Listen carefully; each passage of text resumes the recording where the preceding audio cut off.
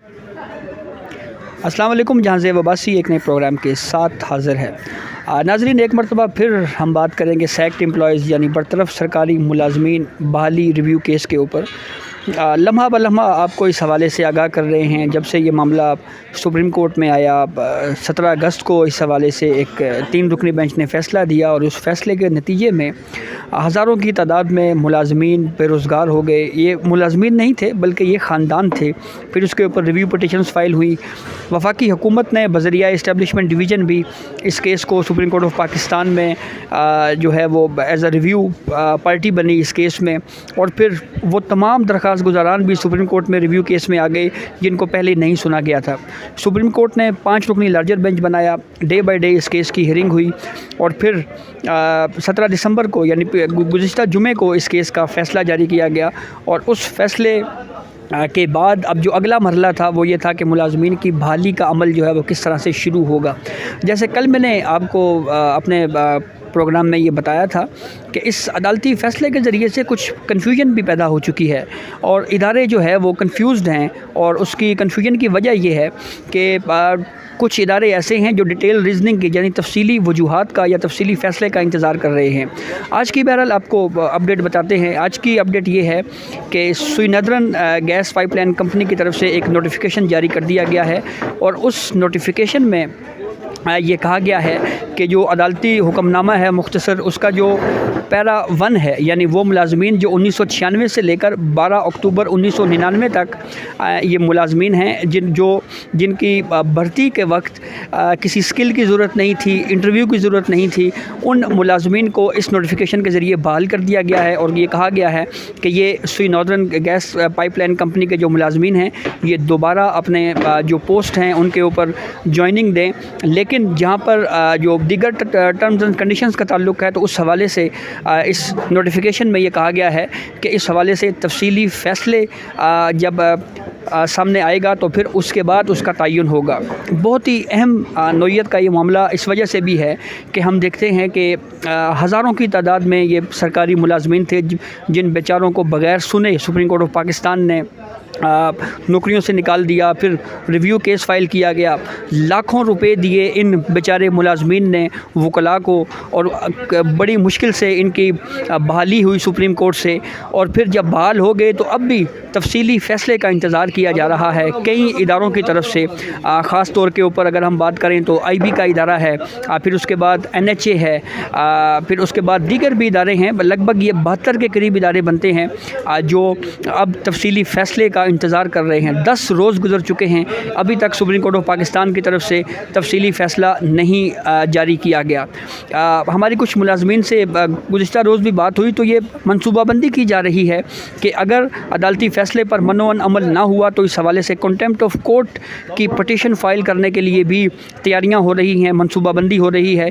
लेकिन जब तक तफसीली फ़ैसला सामने नहीं आएगा उस वक्त तक सूरत हाल वाज़ेह नहीं होगी और उस वक्त तक ये जो सरकारी इदारे हैं इनकी कन्फ्यूजन जो है वो ख़त्म नहीं होगी, उनका इस्तराब ख़त्म नहीं होगा। तो अब देखना ये है कि सुप्रीम कोर्ट इस मामले के ऊपर तफसीली फ़ैसला जो है वो कब जारी करती है। हम देखते हैं कि सुप्रीम कोर्ट ऑफ पाकिस्तान ने पहले भी जब ये केस इसका फ़ैसला महफूज किया गया था तो 20 महीने तक इस केस का फ़ैसला महफूज रखा गया, यानी 1 साल 8 महीने तक इस केस का फ़ैसला महफूज रखा गया।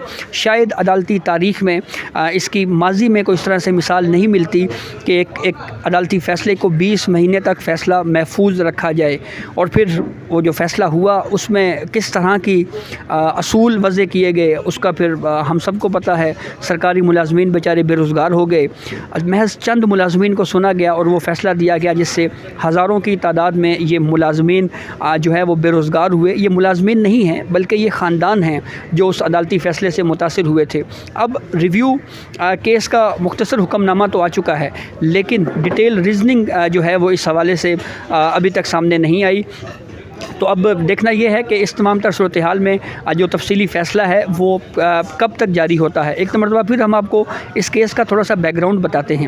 لگ بھگ 33 کے قریب آئی بی کے انسپیکٹر تھے گریڈ 16 کے، وہ اسلام آباد ہائی کورٹ میں رٹ پٹیشن میں گئے اور وہاں پہ انہوں نے یہ موقف اختیار کیا کہ سیکٹ امپلائیز ری انسٹیٹمنٹ ایکٹ 2010 میں 1 اسٹیپ پروموشن کے حوالے سے بات کی گئی ہے۔ ہمیں تنخواہیں تو گریڈ 17 میں مل رہی ہیں، لیکن ہمارا گریڈ اب بھی 16 ہے، تو اس لیے اس کو 1 اسٹیپ اپ گریڈ کیا جائے۔ اسلام آباد ہائی کورٹ نے اس رٹ پٹیشن کو سماعت کے لیے منظور کیا اور پھر ایک آرڈر دیا، اور اس آرڈر میں یہ کہا گیا کہ ان 33 آئی بی کے جو انسپیکٹرز ہیں ان کو 1 اسٹیپ پروموشن دی جائے۔ ڈی جی آئی بھی اس کیس کو لے کر سپریم کورٹ میں آ گئے، اپیل میں آ گئے، اور پھر 2012 سے لے کر 2021 تک لٹیگیشن چلتی رہی اور کیس صرف پروموشن کا تھا، لیکن سپریم کورٹ آف پاکستان نے اس پروموشن کے کیس میں اپنے سکوپ کا جو دائرہ اختیار ہے اس کو بڑھاتے ہوئے جو ایکٹ آف پارلیمنٹ ہے اس کی وائریز کو، یعنی اس کے شکوں کو جانچنا شروع کر دیا، اور پھر اس کے بعد ایکٹ آف پارلیمنٹ کو ہی غیر آئینی قرار دے دیا گیا محض چند ملازمین کو سن کر۔ لیکن پھر اس فیصلے کا امپیکٹ اتنا خوفناک سامنے آیا کہ ہزاروں کی تعداد میں یہ ملازمین یا یہ خاندان جو ہے وہ اس سے متاثر ہوئے۔ جسٹس منصور علی شاہ کا ڈائسنٹ نوٹ اس معاملے کے اوپر بڑا اہمیت کا حامل ہوگا۔ انہوں نے ملازمین کی بحالی سے اختلاف تو نہیں کیا، لیکن انہوں نے یہ ضرور کہا ہے کہ ایکٹ آف پارلیمنٹ جو ہے اس کو برقرار رہنا چاہیے تھا اور اس کو ریڈ ڈاؤن کرنا چاہیے، یعنی اس کی جو شکیں ہیں اس کا جائزہ لینا چاہیے۔ جسٹس منصور علی شاہ کا ڈائسنٹ نوٹ میں جو مختصراً انہوں نے جو ڈائسنٹ دیا ہے، ابھی اس کی تفصیلی وجوہات آنا باقی ہیں، اس میں وہ یہ لکھتے ہیں کہ پارلیمنٹ کو نیچا دکھانا در حقیقت جمہوری نظام کو نیچا دکھانے کا مترادف ہے، اس لیے اس تمام تر صورتحال میں جو ہے وہ ان ریویو پٹیشنز کو جو ہے وہ سماعت کے لیے منظور کیا جاتا ہے۔ وفاقی حکومت نے بھی سپریم کورٹ آف پاکستان میں جو موقف اختیار کیا تھا، ان کا یہ کہنا تھا کہ ان ملازمین کو فوری طور کے اوپر بحال ہونا چاہیے، کیونکہ ہمیں نئے ملازمین اگر ہم نے اپوائنٹ کرنے ہیں تو اس کا پروسیس بڑا لینتھی ہوگا اور اس پروسیس میں ہم پڑھنا نہیں چاہتے۔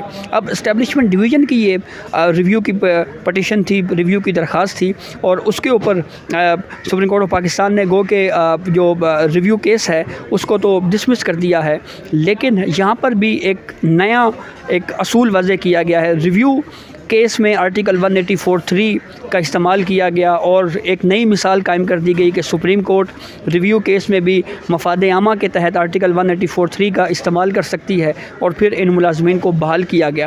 یہ الگ بات ہے کہ ایک اور کیس میں سپریم کورٹ آف پاکستان یہ قرار دے چکی ہے کہ آرٹیکل 184(3) کا استعمال بینچ جو ہے وہ اگر اس نے استعمال کرنا ہو تو یہ معاملہ چیف جسٹس آف پاکستان کو بھجوایا جائے گا، اور یہ چیف جسٹس آف پاکستان کی خالصتاً ثوابدید ہے کہ وہ یہ خود طے کریں کہ کہاں پر آرٹیکل 184(3) کا یوز ہوگا یا نہیں۔